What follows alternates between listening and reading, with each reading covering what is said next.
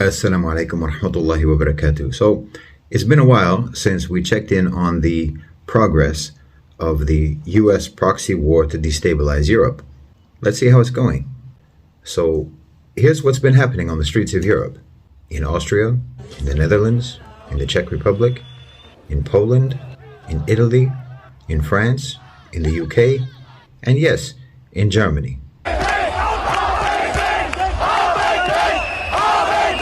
Mass demonstrations protesting against energy prices, protesting against inflation, protesting against NATO, protesting against the EU, protesting against the sanctions against Russia.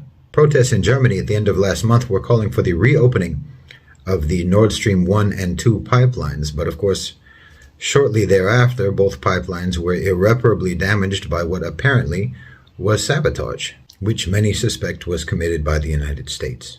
Energy prices in Germany are roughly 10 times what they were just 2 years ago, and industry is crumbling. German-based production has already declined by 2.5%, and it's projected that it will decline by another 5% in 2023. But those are conservative estimates. Most likely, by this time next year, German-based production will have declined by at least 10% to 15%. Companies are either going bankrupt, going insolvent, or shifting their production out of Germany. And it's not just manufacturing. At least 15,000 retail stores in Germany are facing bankruptcy. The entire sector is struggling to survive under the combined burden of high energy prices, inflation, and plummeting consumer sentiment as individual families' real incomes are being battered by the same economic crises that are crippling industry. And retail gas prices in Germany are set to increase by a third starting in December. Now, all of this, combined with the rampant suspicion that the U.S. was behind the explosions that disabled the Nord Stream 1 and 2 pipelines last month, has led to a significant rise in anti-American, anti-EU sentiment across Germany, with many calling for Germany to break with the U.S. and to start putting their national interests above the agenda of the EU. Now, if you've been following my channel since at least the beginning of the war in Ukraine, then you'll know that this is not only something that I expected, but I suggest that this is precisely the goal of the US proxy war against Europe, to cripple Germany, separate it from the EU, and accelerate the deindustrialization of Europe. The war in Ukraine is just a vehicle for pursuing these goals, and that project is advancing at pace. But let me reiterate again what I mean when I say, for example, a U.S. proxy war against Europe. I'm not talking about the U.S. per se.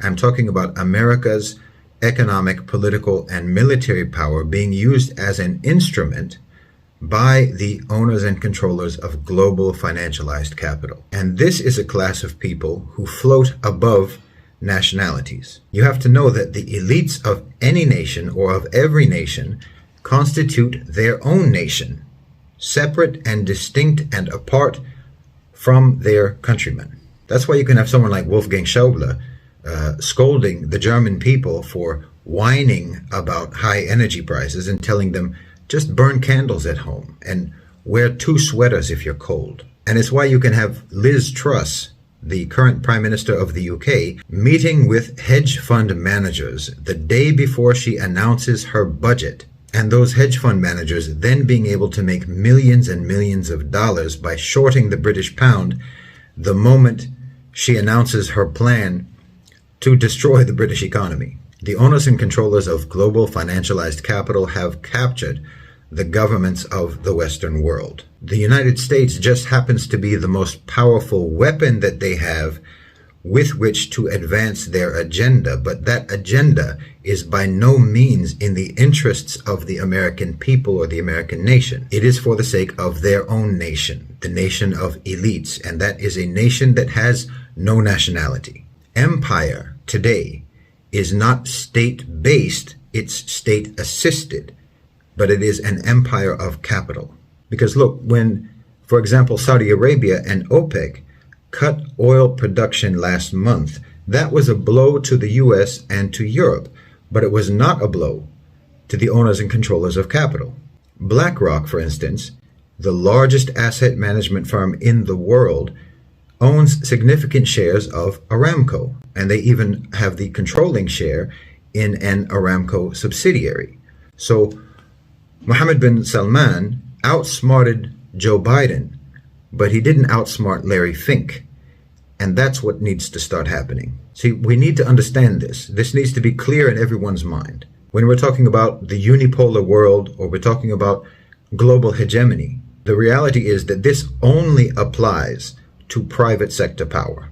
Now, the destabilization of Europe, the apparent decline of the West, is something that many across the Muslim world and the global South generally will welcome, because we've been suffering from Western oppression for decades and decades and decades. But to welcome it is a misreading of what's happening, because the economic crises that are plaguing Europe and America are something that is being imposed upon them by a coalition of private sector power that surpasses the power of states and subordinates states.